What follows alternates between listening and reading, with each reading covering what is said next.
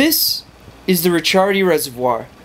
It is one of 3 that Braintree, as well as Randolph and Holbrook, obtain their water from.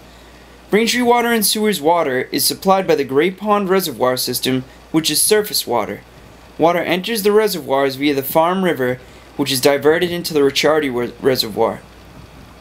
When the upper and lower ponds become low, water is pumped from the Ricciardi to supplement our supply. Water from the Narrowway Brook feeds into the upper reservoir and flows by gravity into the lower reservoir, where it then enters our treatment plant. In the event of an emergency, the ability to receive water from Quincy, Weymouth, Holbrook, Randolph, and NWRA are all feasible options. The reservoir is man-made. This is where the water starts its journey to our sinks and faucets. From here, the water flows to the treatment plant located at the end of King Hill Road in Braintree.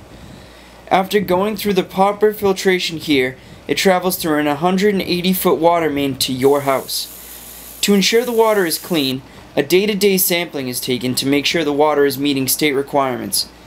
Contamination is detected when state testing is done, but it would take about 4 or 5 tanker trucks full of contaminant to actually soil the water. If the water were to be contaminated, the reservoir would shut down and an emergency connection to the MWRA would be opened.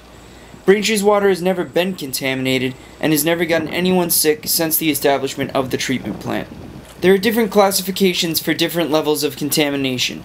Maximum contaminant level, or MCL, is the highest level of a contaminant that is allowed in drinking water.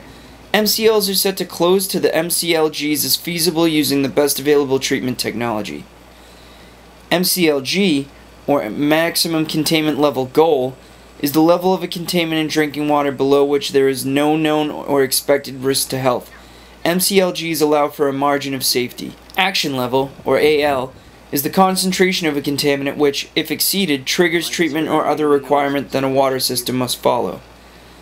And the lowest, Treatment Technique, TT, is a required process intended to reduce the level of a contaminant in drinking water. Drinking water, including bottled water, may reasonably be expected to contain at least small amounts of contaminants. The presence of contaminants does not necessarily indicate that water poses a health risk.